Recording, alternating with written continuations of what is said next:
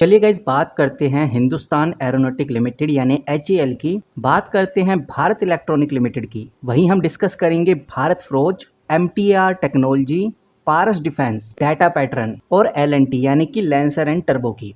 ये जो सभी कंपनीज हैं, ये कंपनीज एक सेक्टर से बिलोंग करती हैं, वो है डिफेंस सेक्टर। और राजनाथ सिंह जो कि एक डिफेंस मिनिस्टर हैं, उन्होंने डिफेंस और डिफेंस इकोनॉमी के बारे में अपना विजन रखा है, जिसकी वजह से मार्केट में तहलका मचने वाला है। तो जानेंगे कि भाई ऐसा क्या बोल दिया है राजनाथ सिंह ने जो कि डिफेंस सेक्टर की सबसे बड़ी खबर आज के दिन बन गई है। तो पहले हम एक बार इस खबर को देखेंगे और इस खबर से कितना बड़ा इम्पैक्ट पड़ेगा उस इम्पैक्ट को भी समझेंगे, यानी कि इस खबर की गहराई को समझेंगे। जैसा कि हम लोग बहुत अच्छे से ये बात जानते हैं, जो तेजस LCA है वो ऑलरेडी इंडिया का एक सक्सेसफुल फाइटर जेट है और ये इंडिया के काफी सक्सेसफुल प्रोजेक्ट्स में से एक है। अब इंडिया काम कर रहा है एडवांस मीडियम कॉम्बैट एयरक्राफ्ट, जिसको AMCA बोलते हैं। बिल्कुल ध्यान से सुनना गाइज आप, क्योंकि ये AMCA जो बनने जा रहा है ये एक 5th generation shelter fighter jet है।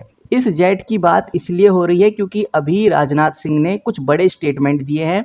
यहाँ पर मैंने द इकोनॉमिक्स टाइम्स का आर्टिकल खोला हुआ है, डेट आप चेक करिए 22 अगस्त 2025। राजनाथ सिंह के द्वारा स्टेटमेंट दिया गया है फाइटर जेट को लेकर। कौन से 5th जनरेशन फाइटर जेट, और 5th जनरेशन फाइटर जेट आप जानते हैं AMCA ही है। बेसिकली क्या कहा गया है इसको थोड़ा समझ लेते हैं, उसके बाद कुछ गहराई को भी पकड़ेंगे। यहाँ पर राजनाथ सिंह ने बहुत क्लियर बोला है कि जो ये AMCA फाइटर जेट है इसके अंदर ट्विन इंजन आपको देखने को मिलेगा, सिंगल सीट ये रहने वाला है, यानी एक ही बंदा बैठ सकता है, और सेल्टर टेक्नोलॉजी आपको इधर देखने को मिलेगी। ये जो सेल्टर टेक्नोलॉजी है ये एनिमी के रडार पर डिटेक्ट नहीं होती। इतना ही नहीं, राजनाथ सिंह ने ये भी बोला है कि ये मैच 1.8 की स्पीड से जाएगा। मैच 1.8 का मतलब आप थोड़ा समझिए, जो एयरक्राफ्ट्स होते हैं ये अपनी स्पीड को साउंड की स्पीड से बताते हैं और मैच 1 के मल्टीपल में मेजर करते हैं। मैच 1 का मतलब होता है साउंड की स्पीड, और साउंड की स्पीड लगभग 1235 किलोमीटर सी लेवल के अकॉर्डिंग होती है। और अगर मैच 1.8 है यानी कि साउंड की स्पीड का 1.8 गुना कर लो तो ये स्पीड निकल के आ रही है 2200 किलोमीटर पर आवर की, यानी कि 1 घंटे में 2500 किलोमीटर तक ये ट्रेवल करेगा। अब सवाल ये आता है कि भाई इस स्पीड का फायदा क्या है। तो फायदा यही है कि ये जो AMC एयरक्राफ्ट है, फाइटर एयरक्राफ्ट है, ये जो प्लेन है सुपरसोनिक की स्पीड से जाएगा और एनिमी के पास पहुंचने में इसको ज्यादा टाइम तो लगने वाला नहीं है। जहां पर डॉज फाइट और डीप स्ट्राइक मिशन होते हैं उस जगह पर एनिमी के जेट के अगेंस्ट ये एडवांटेज ले सकता है। हाई स्पीड होने के बावजूद अगर सेल्टर टेक्नोलॉजी का यूज होता है तो रडार पर पकड़ा जाना बहुत मुश्किल होगा इसका। उसके बाद राजनाथ सिंह ने बोला कि इसके अंदर AI ड्राइवन इलेक्ट्रॉनिक पायलट भी देखने को मिलेगा, यानी कि इस AMC फाइटर जेट में एक आर्टिफिशियल इंटेलिजेंस सिस्टम होगा जो पायलट के साथ को पायलट की तरह काम करेगा। तो सिंपल शब्दों में यही है कि नॉर्मल फाइटर जेट में लगभग 2 पायलट होते हैं, एक फ्लाइंग करने का काम करता है, दूसरा वेपन्स और नेविगेशन हैंडल करता है। लेकिन AMC के अंदर AI सिस्टम होगा जो कि सेकंड पायलट का काम करेगा। राजनाथ सिंह ने इतना ही नहीं कुछ और बड़ी बातें कही हैं। जो ये AMC फाइटर जेट होगा इसके अंदर वेपन बेस भी होगा। वेपन बेस को भी थोड़ा समझ लेते हैं। नॉर्मल जो फाइटर जेट होते हैं वो अपनी मिसाइल्स, बॉम्ब्स या फ्यूल टैंक्स को फाइटर जेट्स अपने विंग्स के बाहर लटका देते हैं या बाहर लटका कर ले जाते हैं, लेकिन AMC फाइटर जेट के अंदर इनको अंदर छुपा कर रखा जाएगा। एयरक्राफ्ट का एक बैली बनाया जाएगा जिसको बे बोलते हैं, BAY। अब इसका फायदा क्या है? इसका बड़ा फायदा ये है, बाहर जब वेपन्स लटके हुए होते हैं तो एनिमी का जो रडार होता है उसमें रिफ्लेक्ट करता है और इजीली जो एयरक्राफ्ट है वो डिटेक्ट हो जाते हैं। और जब वेपन्स अंदर होंगे, बाय में छुपे होंगे, तो एयरक्राफ्ट की जो शेप है काफी स्मूथली रहेगी और रडार में भी डिटेक्ट होना बहुत मुश्किल हो जाएगा। सिर्फ अटैक के वक्त ये बाय को खोला जाएगा, वेपन्स फायर करेंगे और ये बाय फिर से बंद हो जाएगा। तो कहने का मतलब साफ है कि ये जो AMC एयरक्राफ्ट बन रहा है, ऑलमोस्ट इसका काम स्टार्ट हो चुका है। ये एक बहुत इंपॉर्टेंट प्रोजेक्ट है और राजनाथ सिंह का सीधा कहना है कि इससे हम US, रसिया, चाइना जैसे बड़े देशों को टक्कर दे सकते हैं और डिफेंस हमारा इन बड़े देशों के साथ आ रहा है। और इतना ही नहीं, कुछ और बड़ी बातें कही हैं। जैसे अभी हम जानते हैं कि AMC है वो अभी इनिशियल फेज पे है और इनिशियल फेज में जो इंजन यूज होगा वो GE414 इंजन होगा और ये GE414 इंजन ये US के अंदर बनाया जाता है। लेकिन गवर्नमेंट ने सीधा बोल दिया है कि अभी तो US वाले इंजन से हम काम चला लेंगे, लेकिन हम जो फ्रांस की एक कंपनी है जिसको सैफरन बोलते हैं, सैफरन के साथ मिलके इंडिया अपना खुद का 110 किलो न्यूटन का इंजन बनाने जा रहा है। और ये इंजन कहाँ बनेगा? बिल्कुल सही सुन रहे हो गाइस आप, ये इंजन बनेगा हैदराबाद में, यानी कि हैदराबाद में MRO फैसिलिटी भी बनेगी। MRO यानी कि मेंटेनेंस रिपेयरिंग एंड ओवरहॉल्स फैसिलिटी। और बताया जा रहा है कि भाई लगभग इसमें 10 साल लग सकते हैं। और इस चीज़ को लेकर रक्षा मंत्री कार्यालय द्वारा यानी RMO द्वारा राजनाथ सिंह ने एक ट्वीट भी किया है। ये ट्वीट पूरा हिंदी में है, आप चाहें तो ये पूरा पढ़ सकते हैं। इतना ही नहीं, एक ट्वीट नहीं, दो ट्वीट किए हैं, दूसरा ट्वीट भी आपको नीचे ही देखने को मिल जाएगा। ये भी आप चाहें तो स्क्रीनशॉट लेके पढ़ सकते हैं, ये आप देख सकते हैं। दूसरा ट्वीट भी आपको इधर देखने को मिल जाएगा। डेट भी आप देख लीजिए 22 अगस्त 2025। तो एक बात हमें समझ में आ रही है इन अपडेट से, इन ट्वीट से, कि इंडिया को अब आगे चल के इंजन टेक्नोलॉजी में भी इंडिपेंडेंस मिलने वाली है, जो कि अभी तक का सबसे वीक लिंक था वो अब स्ट्रॉन्ग होने जा रहा है। अब यहाँ पे समझने वाली बात यह है कि गवर्नमेंट ने ये भी डिसाइड किया है कि ये जो AMC एयरक्राफ्ट हम बना रहे हैं, जो AMC प्रोग्राम चल रहा है, इसमें पब्लिक और प्राइवेट दोनों कंपनीज इन्वॉल्व होंगी। मतलब HAL प्लस DRDO का कॉम्बिनेशन आपको इधर देखने को मिलेगा। और कुछ ऐसी बातें भी राजनाथ सिंह ने कही हैं जो हमें ऊपर से लेकर नीचे तक हिलाने का दम रखती हैं। राजनाथ सिंह यहाँ पर सीधा बोल रहे हैं कि ग्लोबल सप्लाई चेन डिस्ट्रप्शंस हुआ है, कब से? कोविड और वॉर के बाद। इंडिया यहाँ पर एक स्टेबलाइजर बन सकता है। और वहीं ये जो चाइना +1 पॉलिसी है, इस पॉलिसी में ये बोला जाता है कि दुनिया वाले चाइना के ऊपर डिपेंड हैं। लेकिन राजनाथ सिंह यहाँ पर कह रहे हैं कि अगर आप अल्टरनेटिव देख रहे हैं चाइना का, तो सबसे बेस्ट अल्टरनेटिव इंडिया है। इंडिया सिर्फ अपने लिए ही नहीं बल्कि वर्ल्ड के लिए भी सप्लाई चेन हब बना सकता है। इतना ही नहीं, India made in India semiconductor भी इस साल के एंड तक मार्केट में ले आएगा।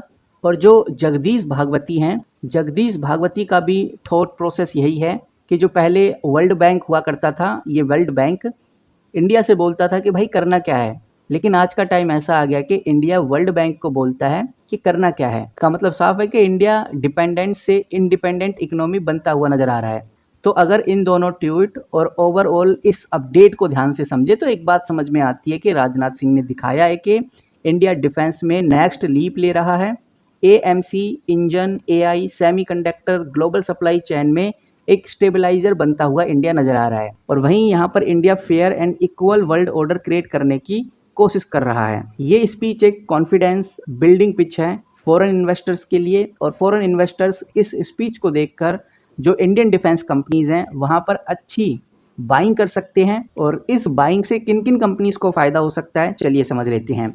सबसे पहली आती है हिंदुस्तान एरोनॉटिक। हिंदुस्तान एरोनॉटिक एक ऐसी कंपनी है जो AMC, जो अभी एयरक्राफ्ट बन रहा है, उसका लीड इंटीग्रेटेड कर रही है ये कंपनी, यानी HAL AMC में बड़ा रोल प्ले कर रही है। इतना ही नहीं, ये तेजस और AMC दोनों के लिए काफी इंपॉर्टेंट कंपनी है। और जो अभी मैंने आपको बताया कि सैफरन के साथ जो इंजन बन रहा है, MRO जो फैसिलिटी हैदराबाद में बन रही है, उसमें भी HAL का बड़ा रोल है। तो सबसे बड़ा जो बेनिफिशियरी आज के टाइम पे हमें देखने को मिल रहा है वो है हिंदुस्तान एरोनॉटिक लिमिटेड। उसके बाद जिसको सबसे ज्यादा फायदा होगा वो है भारत इलेक्ट्रॉनिक, क्योंकि भारत इलेक्ट्रॉनिक AMC एयरक्राफ्ट के लिए रडार्स बनाएगा, इलेक्ट्रॉनिक वॉरफेयर सिस्टम्स बनाएगा, सेंसर्स प्रोवाइड करेगा।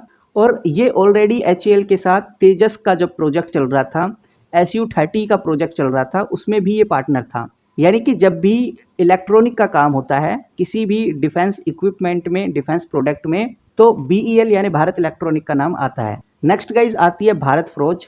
ये कंपनी एयरक्राफ्ट के फ्रोजिंग, लैंडिंग गियर्स और स्ट्रक्चरल पार्ट सप्लाई करने में काफ़ी जानी जाती है। और जब जब defence and aerospace division actively involve होता है तो इस कंपनी को जरूर फायदा होता है। बाकी गाइज आप MTAR टेक्नोलॉजी के ऊपर भी नज़र रखिए।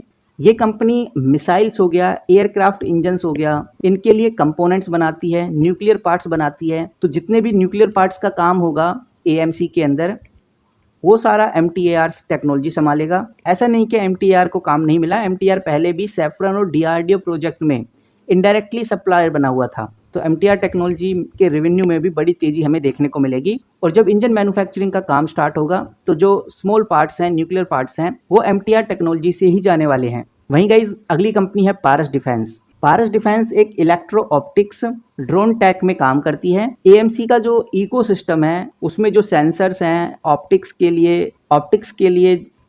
लिए जो काम होगा वो पारस डिफेंस के हाथ में लग सकता है। और अभी फिलहाल लगा नहीं है, लेकिन लगने के काफ़ी हाई चांसेस है।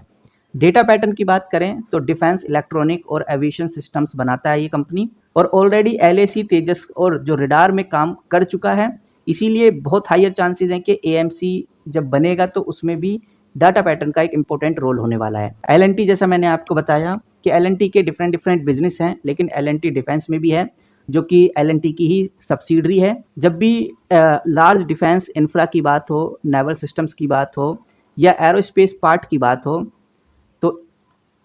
तो लेंसर एंड टर्बो की जो सब्सिडरी है लेंसर एंड टर्बो डिफेंस, वो भी काफ़ी पॉजिटिव कंपनी है। उसके हाथ में भी एएमसी का ऑर्डर लग सकता है, क्योंकि ये कंपनी एएमसी के लिए स्ट्रक्चरल पार्ट और इंटीग्रेशन फैसिलिटी प्रोवाइड कर सकती है। तो ये वो कंपनीज हैं जिनके नाम निकल के सामने आ रहे हैं, जो एएमसीए फाइटर जेट की मैन्युफैक्चरिंग में काफ़ी इंपॉर्टेंट रोल प्ले करेंगे। लेकिन अगर हम टॉप क्लियर विनर की बात करें, तो जो टॉप क्लियर विनर है वो सीरीज वाइज देखें तो एचएएल के ऊपर ज़्यादा नज़र रखनी है, उसके बाद बीईएल और उसके बाद है डेटा पैटर्न। बाकी अगर आप इनडायरेक्ट विनर की बात करें तो भारत फ्रोज इनडायरेक्ट विनर में से आता है, तो भारत फ्रोज इनडायरेक्ट विनर में से आता है।